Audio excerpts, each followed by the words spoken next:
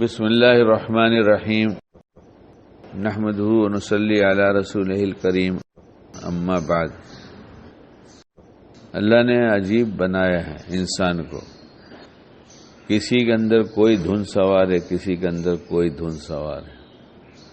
سوچ کی دنیا میں گم ہیں ہم لوگ، اور کتنی سوچ بنایا ہے اللہ پاک نے، اگر سروے کیا جائے تو سمجھ میں نہیں آئے گا کہ اس چھوٹے سے دل دماغ کے اندر کیا کیا آ رہا ہے، کیا کیا جا رہا ہے۔ اگر قانون بن جائے کہ لوکل ٹرین پہ چڑھنے والے چڑھنے سے پہلے اپنی دھن بتاتے جائیں کہ آپ کس دھن میں جا رہے ہیں، اور آج کل تو کمپیوٹر کا زمانہ ہے، جلدی جلدی ریکارڈ ہو جائے گا، اور اتر کے جو بھاگ رہے ہیں ان کو ڈسٹرب مت کرو، ہر اسٹیشن کو خالی جانے والوں کو پوچھ لو کس دھن سے جا رہے ہو، تو اتنی دھنیں ملیں گی کہ ہم سمجھ ہی نہیں سکیں گے کہ اس دل دماغ میں کتنی آتی ہے۔ اور ان کا سروے بعد میں کیا جائے، اپنا پہلے کر لیا جائے، وہ تو بہت مشکل کام ہے۔ لوگ ریلوے لائن کراس کر کے نیچے بھاگ جائیں گے، بولیں گے کون جائے گا اپنی دھن بتانے، ایک دھن ہے کیا۔ اور بہت مشہور ہے دھن رے دنیا اپنی دھن، دھن رے دنیا اپنی دھن، اس کو ایک ہی دھن لگی ہے۔ اور ہمیں کیا دھن لگی ہے؟ رمضان سے پہلے اللہ کرے ہم سب کو یہ دھن لگ جائے کہ ہم رمضان کا ایک منٹ بھی ضائع نہیں کریں گے۔ اور ایک ہے سوچ کا آنا جانا، ایک ہے دھن سوار ہو جانا۔ سوچ کا آنا جانا ہے ایک، اور ایک ہے دھن سوار ہو جانا۔ دونوں میں فرق ہے۔ جب دھن سوار ہو جاتی ہے کسی چیز کی تو اس کے سامنے جتنے رکاوٹ آتی ہے وہ سب کو ہٹاتا ہے، اس کے اوپر ایک دھن سوار ہے۔ اور بہت دیکھیں یہ دنیا معاشرے میں دیکھیں سب دکھائی دیتا ہے۔ بھائی آج کل فلاں دکھائی نہیں دے رہے، کہاں ہیں؟ کہ انہوں نے نئی دکان لیا ہے نا، بس انہیں دھن چڑھی ہے کہ دیوالی سے پہلے سارا کام اپنے کو فنش کر دینا ہے، یہ دھن چڑھی ہے۔ اچھا فلانے کو پوچھو وہ کہاں نظر آ رہے ہیں، بولے مکان بنوا رہے ہیں۔ کیوں؟ بھائی لڑکے کی شادی کرنا ہے نا، آج کل ان کو یہی دھن لگی ہے۔ تو دھن سمجھ میں آ رہی ہے بات کہ کوئی دھن کوئی چیز ہوتی ہے؟ دھن کا مطلب عام سوچ نہیں ہوتی۔ ہاں جیسے بچہ بیٹھا ہے وہ کچھ بھی کام کرتا ہے جلدی میں خراب کرتا ہے، کیونکہ اس کو دھن لگی ہے کہ اس کا سسرا ہونے والا جلدی سے آ جائے تاکہ اس کا نکاح ہو جائے، تو ہر کام خراب کرتا ہے، ہر کام خراب کرتا ہے۔ کیا دھن سوار ہے بے تجھ پر؟ تیرے بابا آپ تو سمجھ رہے لینا، آپ کو کیا بولوں میں۔ تم اللہ دعا کرتا ہے تو یہ بھی دعا کرنے کی چیز ہے کہ سسرا ہونے والا جلدی سے آ جائے۔ جب دھن سوار ہے تو دعا بھی مانگنا، خالی اسباب سے کیا ہوتا ہے؟ دھن چاہیے، اسباب چاہیے۔ اسباب میں سب سے پہلی چیز دعا ہے، دعا چاہیے۔ اسباب کی دنیا میں مومن کے پاس سب سے پہلی چیز دعا ہے۔ اور اب ہمیں دھن لگ جائے کہ ہمارا رمضان ایسا گزرے گا کہ پچھلا کوئی رمضان ایسا نہیں ہوگا جیسا اچھا رمضان یہ دفعہ گزرے گا، ابھی سے دھن سوار ہو جائے۔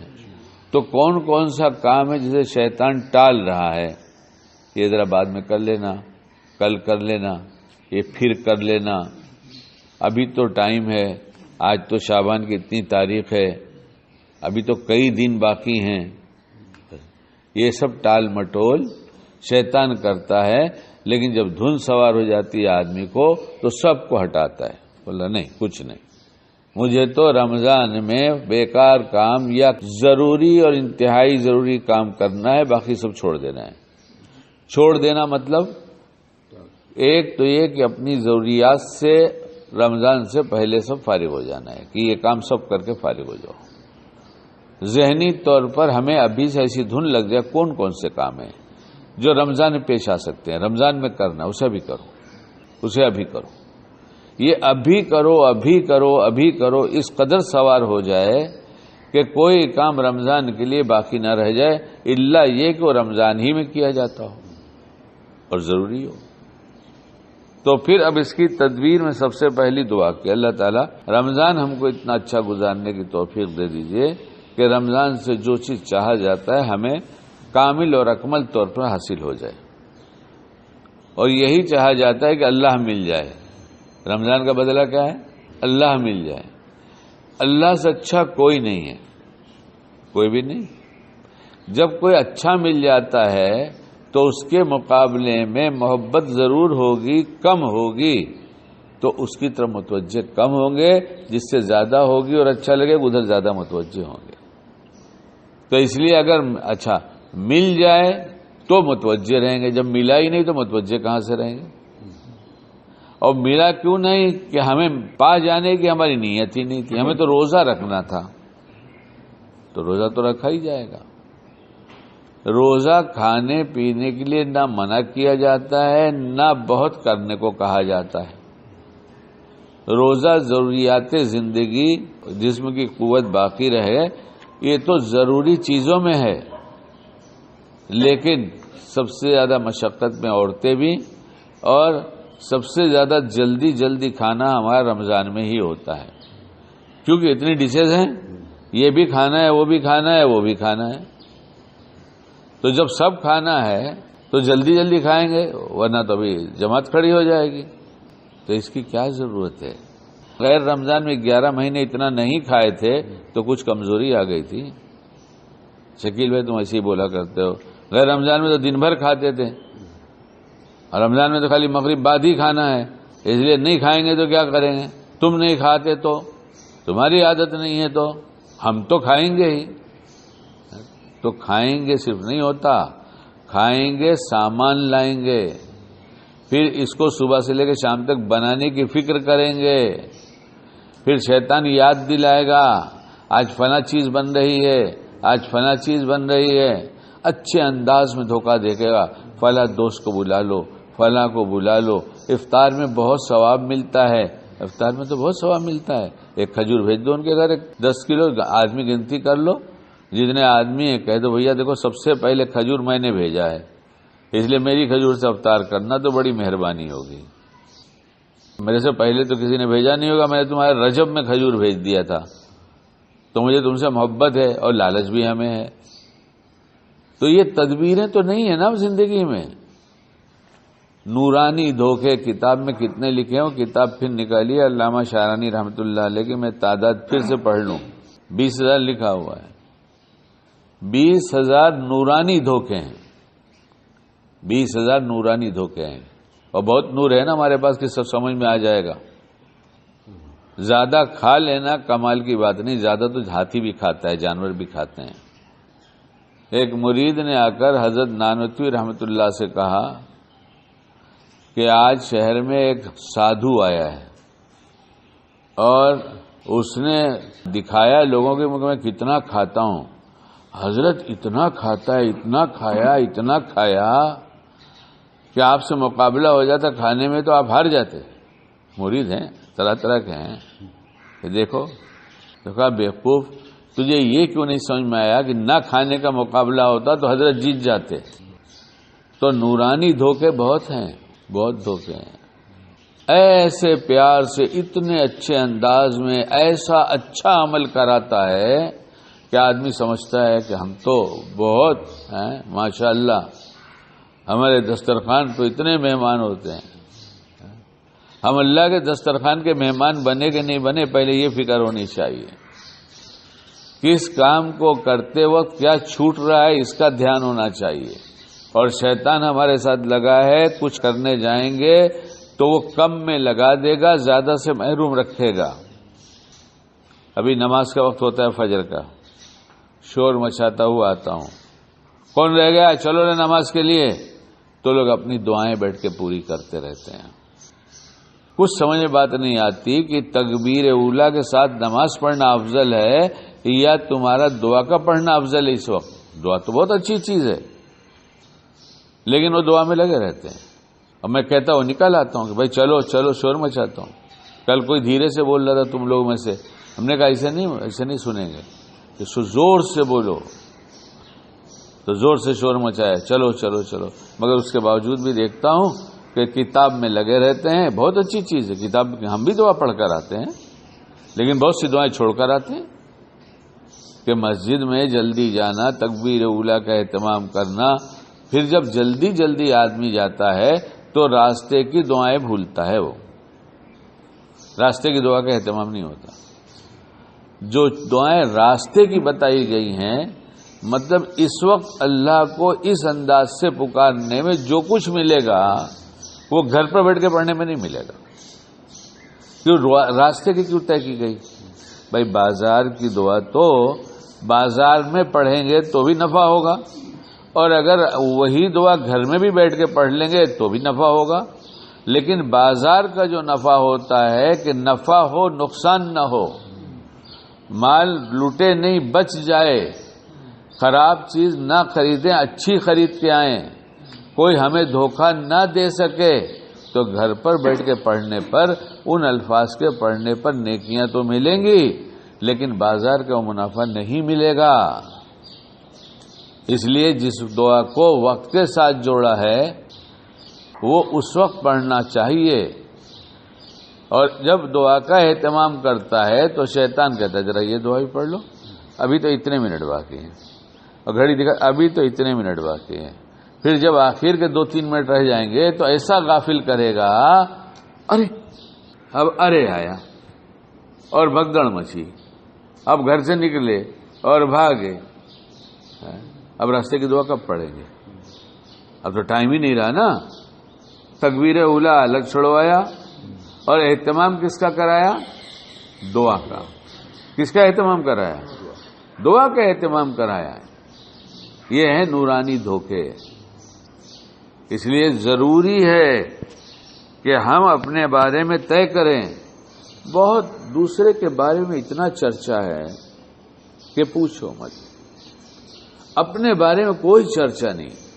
کیا آج تک کے نامہ اعمال میں جو کچھ لکھایا ہے سب اللہ کو پسند آئے گا؟